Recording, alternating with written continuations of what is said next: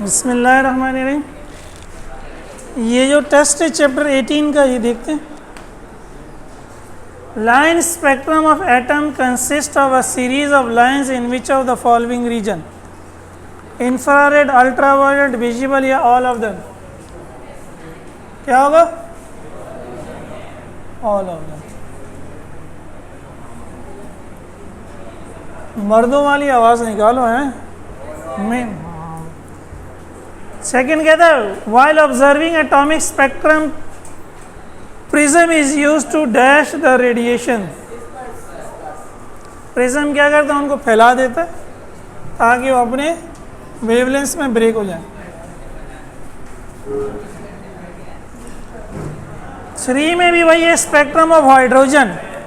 Hydrogen भी atom है, तो इंफ्रारेड में भी होता है, विजिबल में भी, अल्ट्रावायलेट में भी।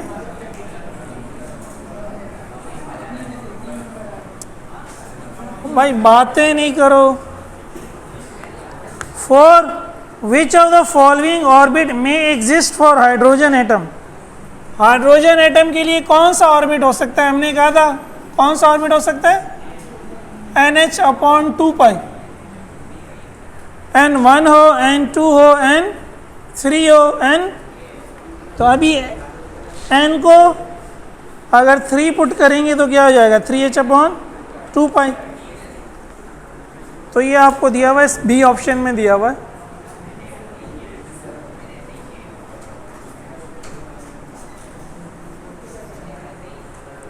Centripetal force is provided to the electron of hydrogen bye.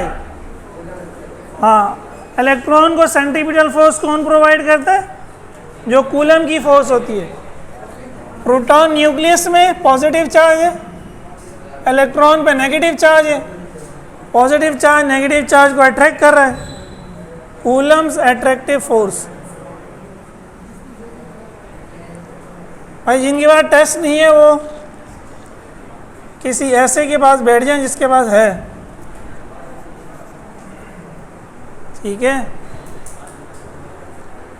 Kinetic energy of hydrogen atom of electron in an orbit of radius r। Kinetic energy क्या थी?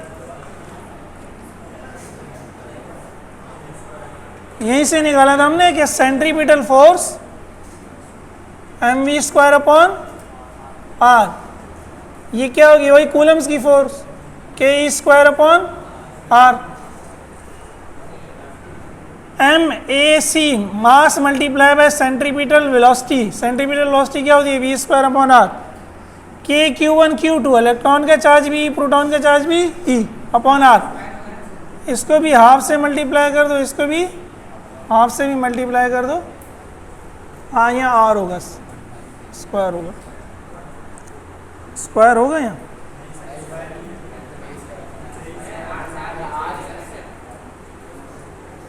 हाँ, r से r कैंसिल हो जाएगा तो हाफ mv² बच जाएगा। हाफ mv² काइनेटिक एनर्जी होगी ना। तो काइनेटिक एनर्जी क्या हो गई? Half ke²/r। सही है। ये किया था हमने भाई डेरिवेशन जब हम कर रहे थे टोटल एनर्जी। तो हाफ को 0.5 के दिया इन्होंने, सी ऑप्शन आ गया। 0.5 ke²/r। ठीक है। ये सेंट्रीपिटल फोर्स है। अभी इससे पढ़ा ना, कौन प्रोवाइड कर रहा है? Coulomb force. k q1 q2, q1 भी q2 भी e² हो गया अपॉन r²। स्क्वायर से r cancel, half mv² kinetic energy हो गई इसके बराबर। 7 में कहता था radius of first orbit of hydrogen atom. पहले ऑर्बिट का रेडियस क्या था? 0.53 एक्सपोनेंट -10 था ना। तो 0.53 एंगस्ट्रॉम हो जाएगा, 0.053 नैनोमीटर हो जाएगा। तो ये all of them.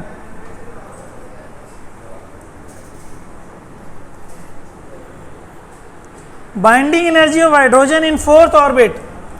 Binding energy क्या थी इलेक्ट्रॉन की? -13.6/n²।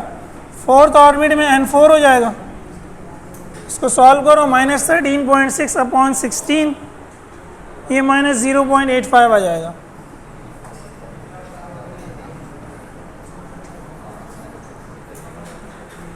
Now which of the following is the correct relation for wave number? Wave number क्या होता है? वेवलेंथ का उलट 1/λ। ठीक है। 10वें में कहता है the longest wavelength emitted in Paschen series. इसके हमने न्यूमेरिकल भी किए थे। पास्चन सीरीज, पास्चन के लिए क्या मतलब था? लाइमन, बामर, पास्चन थर्ड ऑर्बिट में आएंगे।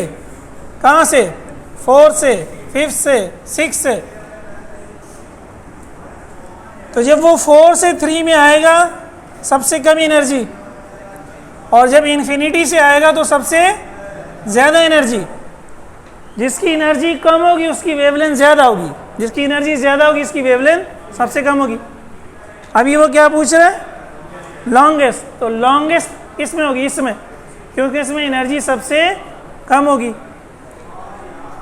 तो फ्रॉम 4 to 3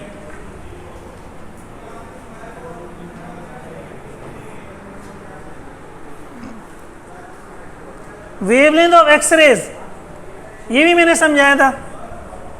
हमारी जो इलेक्ट्रोमैग्नेटिक रेडिएशंस हैं क्या है? इंफ्रारेड है, विजिबल है, अल्ट्रावायलेट है, एक्सरेज है, गामा रेज है। जैसे जैसे हम यूं जा रहे हैं एनर्जी बढ़ रही है। एनर्जी बराबर होती है HF, फ्रीक्वेंसी बढ़ रही है, तो एनर्जी भी, वेवलेंथ कम हो रही है। वेवलेंथ यूं बढ़ रही है रिवर्स डायरेक्शन में, यहां वेवलेंथ इंक्रीज हो रही है। तो अब एक्सरेज को अगर देखिए, अल्ट्रावायलेट और गामा रेज के दरमियान है। गामा रेज की वेवलेंथ एक्सरेज से कम है, लेकिन एक्सरेज की वेवलेंथ अल्ट्रावायलेट से कम है। और यहां से देखना शुरू करें तो अल्ट्रावायलेट की वेवलेंथ एक्सरेज से ज्यादा है, और एक्सरेज की वेवलेंथ गामा रेज से ज्यादा है। ठीक है। तो क्या दिया हुआ है? Wavelength of X rays is, X rays की वेवलेंथ गामा रेज से ज्यादा होगी। हाँ होगी, इस डायरेक्शन में आ रहे हैं ना, इस डायरेक्शन में आ रहे हैं तो इसकी ज्यादा होगी, इसकी कम होगी। ए सही है। बी में लेस देन अल्ट्रावायलेट, अल्ट्रावायलेट से कम होगी। हाँ सही है ना, अल्ट्रावायलेट की ज्यादा होगी, एक्सरेज की कम होगी। ठीक है, तो बी भी सही है, दोनों ए एंड बी।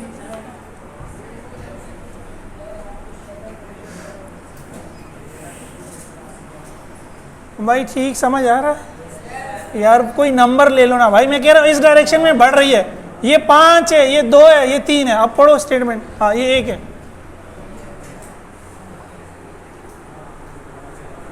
मैंने वैसी वैल्यू ले ली ना। एक्सरेज की वेवलेंथ गामा से बड़ी है बड़ी, अल्ट्रावायलेट से छोटी है ना छोटी। 12 X rays continuous spectrum is obtain due to. X rays में 2 स्पेक्ट्रम थे, याद है? कंटिन्यू क्यों होता था? इलेक्ट्रॉन स्लो डाउन होता था ना, तो इलेक्ट्रॉन स्लो डाउन होने को क्या बोलेंगे? डिसलेरेशन ऑफ अबे रिजवान यार, ये वाला जो बल्ब है ना, नहीं ऑन तो तुमने कर दिया, लेकिन उसकी रोशनी भी पड़ती है। जो इसके पीछे, इनको अलग करो ना यार। सही, अभी लगा, अभी ठीक है, समझ रहे? 13 which one is the correct relation for L series of X rays? ये लाइन स्पेक्ट्रम है।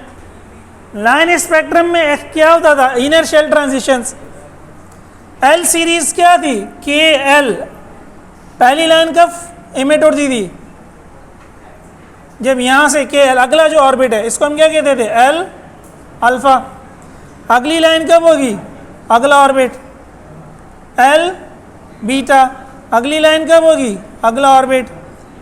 तो जैसे जैसे अगेन हम आगे जा रहे हैं एनर्जी बढ़ रही है, एनर्जी बढ़ रही है तो वेवलेंथ कम हो रही है। इसकी वेवलेंथ सबसे कम, इसकी वेवलेंथ उससे कम, उल्टा बोल रहा हूं मैं। इसकी एनर्जी सबसे कम है तो इसकी वेवलेंथ सबसे ज़्यादा है, इसकी उससे भी ज़्यादा, इसकी तो सबसे बड़ी वेवलेंथ अल्फा की, उसके बाद बीटा की, उसके बाद गामा की। ठीक है,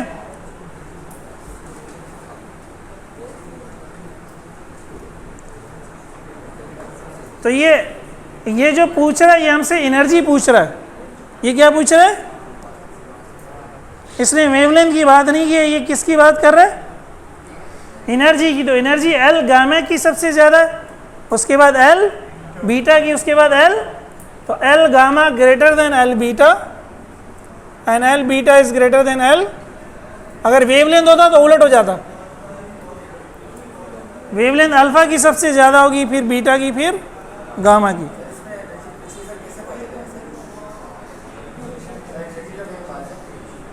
क्या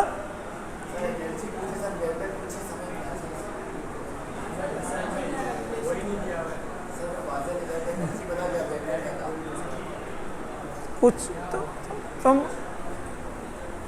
तुम कोई एक चीज अज्यूम कर लो, सही है। कौन से वाला बनता है, डी, वेवलेंथ ले तो डी बनता है।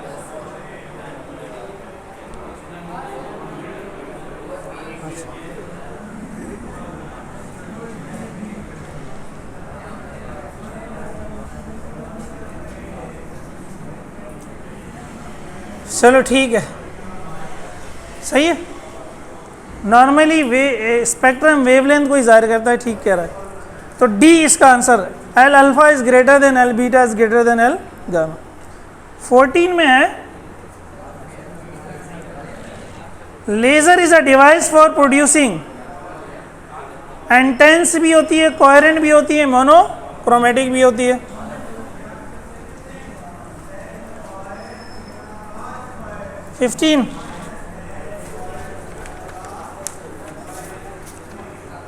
Metastable state 10⁻³ second. Spectrum of light obtain from excited gases, excited gases basically atom ही होगा ना, तो उसका स्पेक्ट्रम क्या होगा, लाइन स्पेक्ट्रम होगा। नहीं, गैस तो मॉलिक्यूल होते हैं ना, हाँ तो बैंड बनेगा, बैंड तो इसने लिखा नहीं है, लाइन ही हो गया। चलो 17 इसको देखते हैं भैया, उतार लें।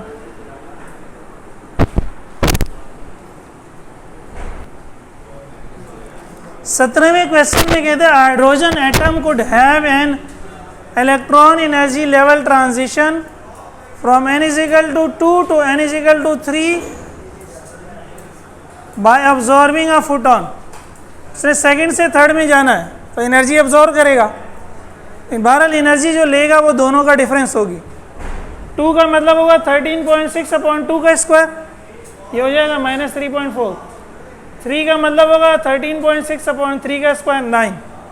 इन दोनों का डिफरेंस बेसिकली इसमें से इसको माइनस करोगे, ठीक है, आंसर प्लस में आएगा ना, ये माइनस माइनस प्लस, 5 में से 4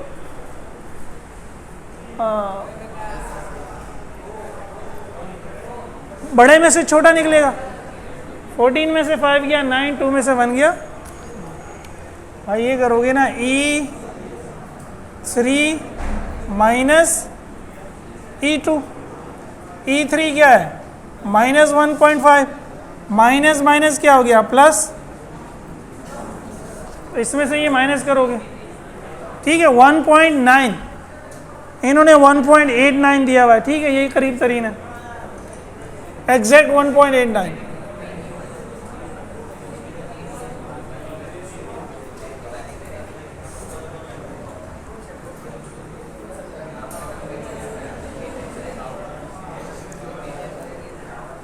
में कहता है value of Rydberg constant is हमें जो आंसर दिया हुआ है सेंटीमीटर में और मिलीमीटर में दिया हुआ है। रटबर्ग कांस्टेंट होता है 1.097 इंटू 10⁻⁷ मीटर इनवर्स। मीटर को सेंटीमीटर में कन्वर्ट करने के लिए क्या करते हैं, 100 से डिवाइड करते हैं, तो ये 1/100 सेंटीमीटर इनवर्स हो जाएगा। 100 अपॉन में आ गया तो 10⁻², ऊपर जाके क्या हो जाएगी 10⁻⁻², तो 1.097 एक्सपोनेंट 5 सेंटीमीटर इनवर्स।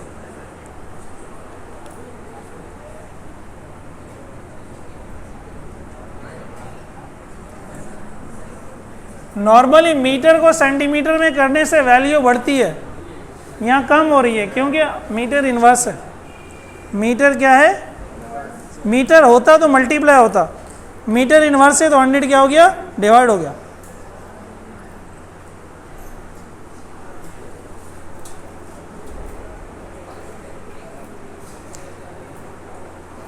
अच्छा, ये मैंने एक्सप्लेन शायद गड़बड़ कर दी नहीं। 100 सेंटीमीटर का इनवर्स ना, 100 नीचे जाके अपॉन में चला गया, 100 का इनवर्स क्या होगा, नीचे जाएगा ना, या 10⁻² मल्टीप्लाई बाय -1, तो वही 10⁻²। ठीक है।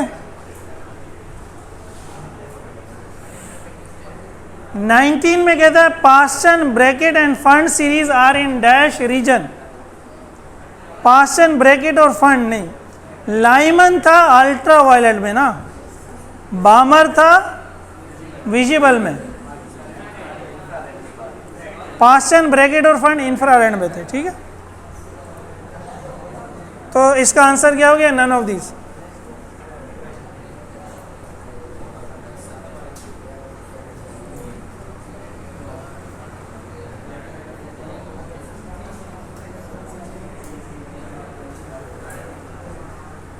ट्वेंटी में कहता है energy of electron in any orbit in hydrogen atom is, ये लिखा हुआ है, ये n का स्क्वायर है ना, inversely proportional to the square of principal quantum number. n होता है प्रिंसिपल क्वांटम नंबर, En बराबर है -13.6 upon n square.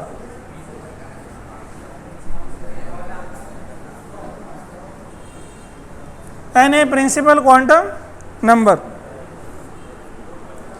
21 first line emitted in Lyman series. Lyman series में क्या होता, 1/λ।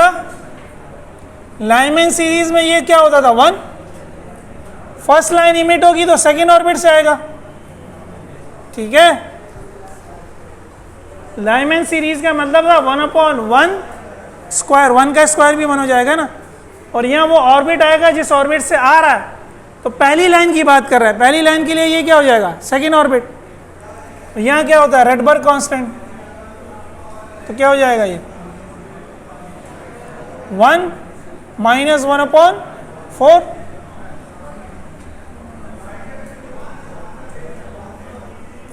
फोर एलसीएम होगा, 4 - 1 3/4। तो लैम्डा क्या होगा, उलट दो इसको भी इसको भी,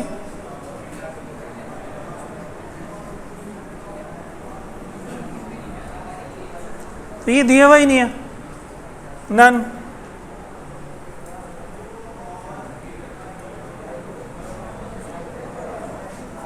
फॉर्मूला याद है यार तुम लोगों की, ना हाँ निकलती है ना ना।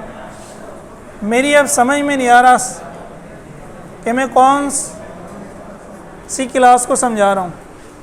भाई ये फॉर्मूला था ना, n1 वो ऑर्बिट है जहाँ आना है, n2 वो ऑर्बिट जहाँ से आना है। तो लाइमन में n1 तो हमेशा 1 होता है, 1 का स्क्वायर भी क्या हो गया, पहली लाइन का मतलब है 2, दूसरी लाइन का मतलब है 3, तीसरी लाइन का मतलब है, वो पहली लाइन पूछ रहा था तो n2 क्या ले लिया, 2। किए थे न्यूमेरिकल्स, किए थे। 22 the shortest wavelength of बामर series. अब जब बामर आ गया, बामर में n1 क्या हो जाएगा, 2 हो जाएगा। बामर में n1 क्या हो जाएगा, 2। 1/2 का स्क्वायर 4, और शॉर्टेस्ट वेवलेंथ कब होगी? जब इन्फिनिटी से आएगा, n टू इन्फिनिटी हो गया, इन्फिनिटी का स्क्वायर भी, तो ये क्या हो गया 1/∞ तो 0 हो गया, तो 1/4 माइनस 0 क्या हो गया 1/4, ये RH/4 हो गया, उलट दो 4/RH, ये दिया हुआ है।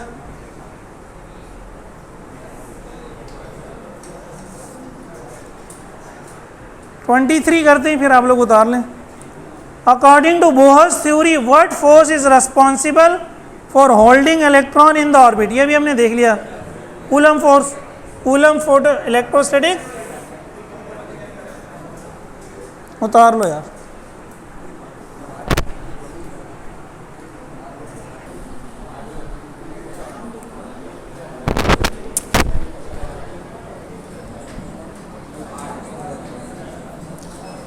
आगे देखिए 24 सेंट्रीपिटल फोर्स अभी निकाली थी, वहां क्या थी? K(E²/R²। Centripetal force 25 excited hydrogen atoms और all in state 3, excited atoms है थर्ड स्टेट में, n=3 में, तो ये n2 होगा, नीचे n, ये कितनी लाइन्स इमिट कर सकते हैं? देखिए एक तो ये होगा कि ये 3 से आ जाए 1 में, एक ये होगा कि ये 3 से आ जाए, लेकिन ये फिर 2 से 1 में भी आ सकता है ना, तो कितनी लाइन्स इमिट कर सकता है ये? 3, ठीक है।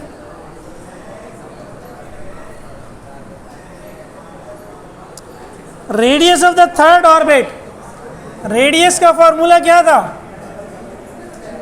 Rn = R1 × n²। Third orbit का मतलब है 9r1, और r1 क्या है? 0.53 एंगस्ट्रॉम, तो आंसर क्या हो गया 9 × 0.53 एंगस्ट्रॉम। 27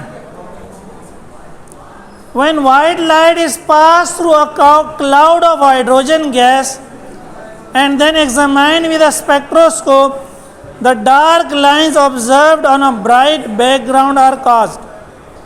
लाइनें डार्क हैं, बैकग्राउंड ब्राइट है। ये याद है कौन सा स्पेक्ट्रम था? Absorption spectrum. Option C, hydrogen absorbing certain frequency of light, ठीक है। 28 में कहता है intensity of X rays is a function of, X rays की इंटेंसिटी किस पे डिपेंड करती थी? ये मैंने लिखवाया था जब मैं पढ़ा रहा था। Current,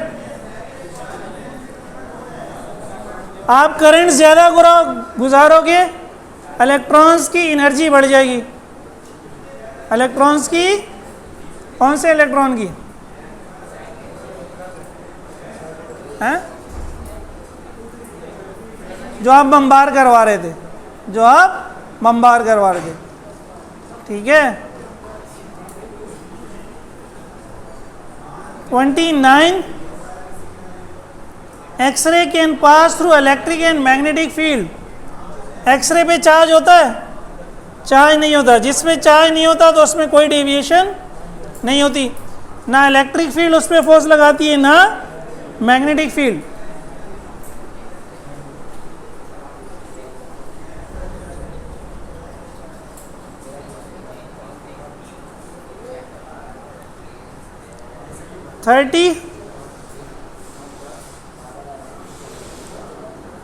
On X-ray images the dark spot shows the area through which, आपका जो एक्सरे मिलता है उसमें डार्क स्पॉट क्या शो करता है?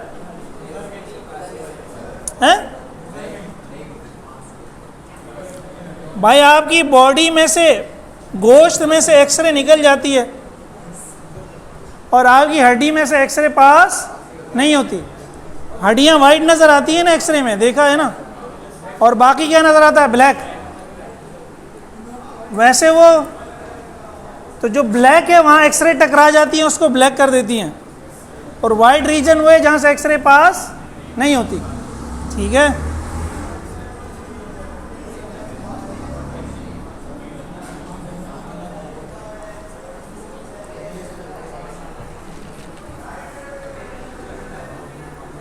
(31) Production of X-ray is the reverse of photoelectric effect.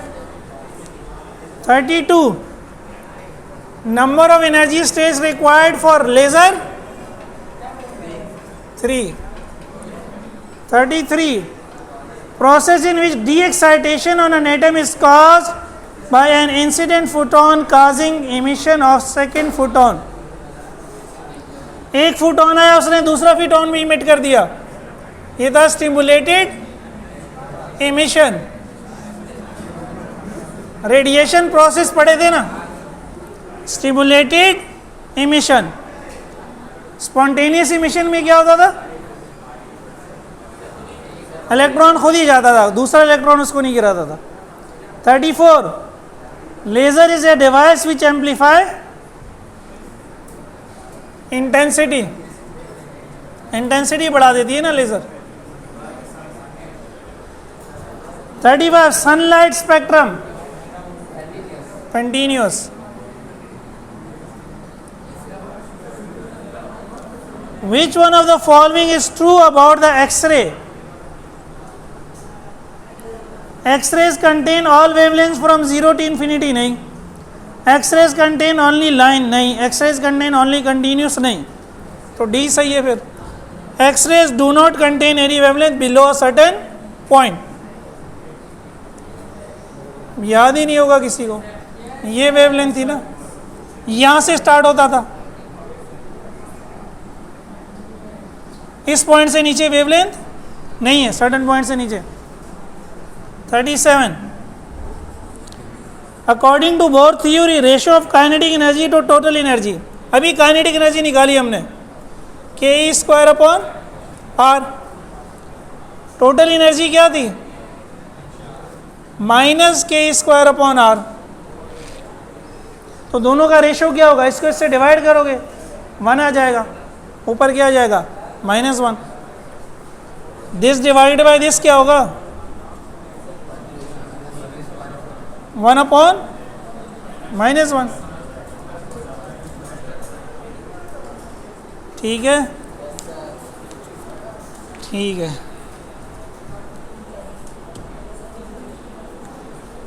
अभी यार एग्ज़ाम्स को भाई फोकस करो, आप लोग अभी भी सीरियस नहीं नज़र आ रहे, पता नहीं किस दुनिया में। 26 जुलाई अब तो डेट आ गई ना, सही है। और एंट्री टेस्ट की टेंशन अभी छोड़ दो, इसमें नंबर अच्छे आएंगे तो एंट्री टेस्ट में कुछ करोगे ना, इसी में नंबर नहीं आए तो एंट्री टेस्ट में क्या करोगे। खासकर इंजीनियरिंग वालों का तो टेस्ट वैसे ही लेट होगा, टेंशन लेनी चाहिए तो मेडिकल वालों को वो भी लेनी नहीं चाहिए। पहले इन 3 पेपरों को अच्छी तरह पास करो, अपनी परसेंटेज तो अच्छी लाओ, ठीक है।